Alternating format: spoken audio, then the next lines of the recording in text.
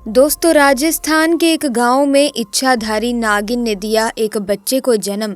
परंतु गांव वालों ने कर दी ये गलती, जिसके बाद जो हुआ देखकर सभी लोग भयभीत रह गए। दोस्तों, ये चमत्कारी घटना है राजस्थान के एक छोटे से गांव कुंभलगढ़ की। दरअसल ये घटना घटित हुई कुंभलगढ़ के गांव के रहने वाले एक गरीब किसान के साथ, जिसके माता पिता जब वो बहुत छोटा था तब उसे छोड़कर भगवान को प्यारे हो गए थे। दोस्तों, कुंभलगढ़ गांव में कुंभलगढ़ किला इस पुरातन गांव के बीच में गर्व से खड़ा है। ये किला इतनी रणनीतिक योजना के साथ बनाया गया था कि दुश्मनों को इसमें घुसना मुश्किल हो गया, जिससे ये गांव और किला बेहद महत्वपूर्ण हो गया। ये शहर महलों, बगीचों, जल भंडारों और आंगनों से भरा हुआ है, जो शहर को अलौकिक बनाते हैं। निसंदेह ये नगरी किसी समय राजस्थान का एक महत्वपूर्ण केंद्र था। अभी भी ग्रामीण भारत के सरल जीवन में निहित इस गांव के स्थानीय लोग अपने साधारण दैनिक काम करते हैं। भव्यता के बीच विनम्रता बेहद खूबसूरत है। दरअसल दोस्तों, जिस किसान की कहानी मैं आपको बताने वाली हूँ, उसका नाम तुशाल था। जब वो पैदा हुआ था तो उसकी माँ की जान उसे जन्म देते ही चली गई थी और उसके पिता तो पहले ही गुजर चुके थे।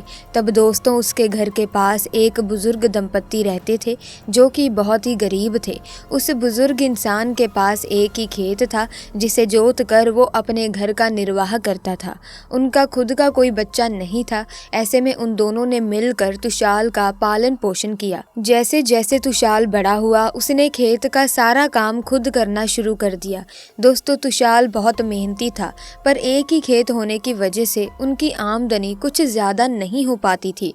एक दिन जब वो घर वापस लौट कर आया तो उसकी बूढ़ी अम्मा ने उसे जंगल से कुछ सूखी लकड़ियां लाने को कहा। तो दोस्तों, वो लकड़ियां लेने के लिए जंगल में चला गया।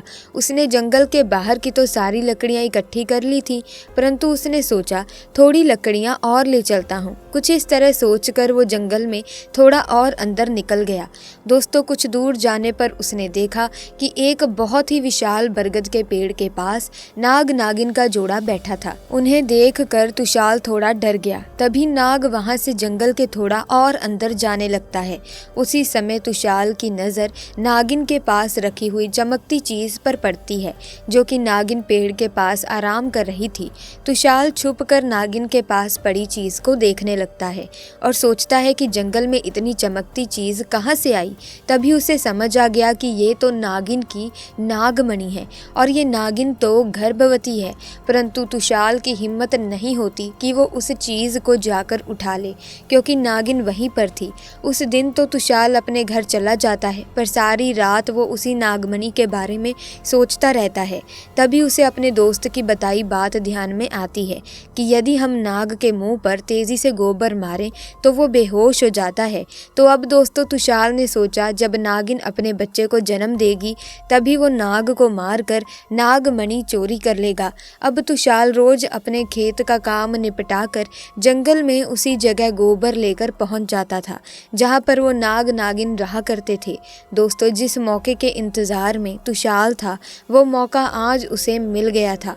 जब नागिन अपने बच्चे को जन्म दे रही थी, तभी उसने सांप के मुंह पर पेड़ के पीछे छिपकर गोबर दे मारा। नाग गोबर लगने की वजह से बेहोश हो गया और उसने पास पड़े एक बड़े से पत्थर से नाग को खत्म कर दिया और अब उसने उसी पत्थर को उठाकर नागिन और उसके बच्चे पर दे मारा और तुशाल ने नाग के नीचे पड़ी मणि को उठाया और घर की तरफ भागा। दोस्तों, वो नागमणि को लेकर घर आ गया था और उसने उसके बारे में किसी को कुछ नहीं बताया और नागमणि को हाथ में लेकर इच्छा जाहिर की कि जो मेरे खेत में फसल है वो बहुत ही अच्छी हो और महंगे दाम पर बिके। परंतु दोस्तों, उधर जंगल में नागिन किसी तरह बच गई थी, बस बेहोश थी। जब उसे होश आया और उसने अपने बच्चे और नाग को मरा देखा तो नागिन बेबसी हो गई। परंतु दोस्तों, नागिन ने नाग की आंखों में कातिल का चेहरा देख लिया था।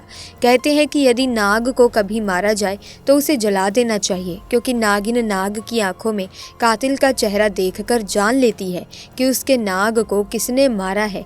अब नागिन का गुस्सा 7वें आसमान पर था और उसके दिमाग में बस एक ही शब्द चल रहा था और वो था बदला। दोस्तों, ऐसा करते करते अब उसके पास खेतों की संख्या काफ़ी बढ़ गई थी और उसने अब अपना घर भी बहुत ही सुंदर बना लिया था।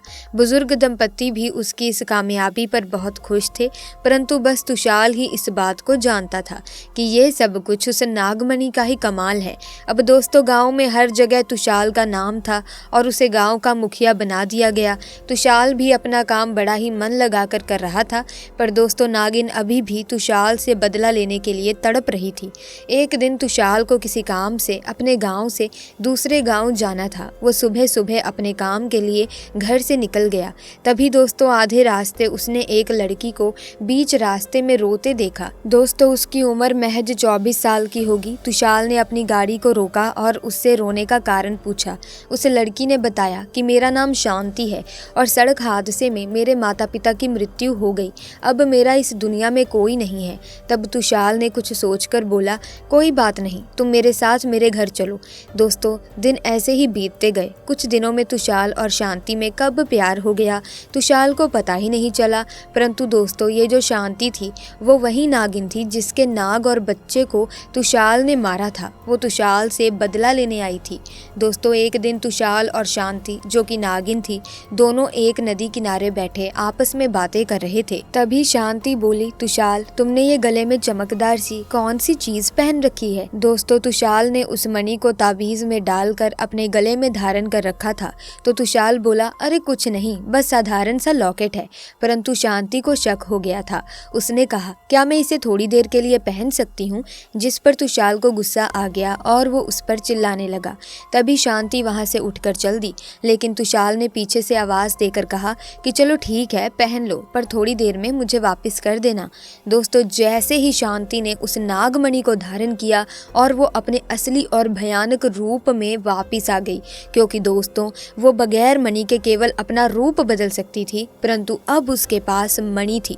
उसने तुषाल को सारी घटना याद करवाई कि कैसे तुमने मेरा घर संसार मुझसे लूट लिया था और आज मैं तुम्हें नहीं छोड़ूंगी। और दोस्तों नागिन ने तुषाल को डस डस कर मार डाला। अब नागिन का बदला पूरा हो चुका था। वो वापस जंगल में उसी पेड़ वाले स्थान पर वापस चली गई। तो दोस्तों इस घटना ने ये जाहिर कर दिया कि नाग नागिन से पंगा भूल कर भी नहीं लेना चाहिए। दोस्तों नागमणि एक रत्न की तरह होती है जो काफ़ी ज़्यादा चमकदार होती है।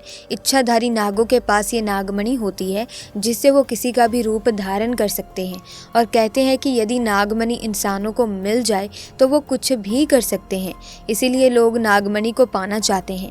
कहते हैं जब नाग 100 साल की तपस्या पूरी कर लेता है तब उसे ये नागमणि मिलती है जो भोलेनाथ उसे स्वयं देते हैं और 100 साल के हो जाने के बाद एक नाग इच्छाधारी नाग या नागिन हो जाता है। इससे हम ये समझते हैं कि हाँ इच्छाधारी नाग नागिन होते हैं और नागमणि उन्हें रूप बदलने में मदद करती है। तो ऐसे में प्यारे दोस्तों इस घटना के बारे में आपका क्या कहना है कमेंट्स में ज़रूर बताएं। साथ ही वीडियो को लाइक करें, शेयर करें और चैनल को सब्सक्राइब करके बेल आइकन को प्रेस कीजिए ताकि आने वाली नई वीडियोस की अपडेट आपको मिलती रहे। आपका बहुत बहुत धन्यवाद।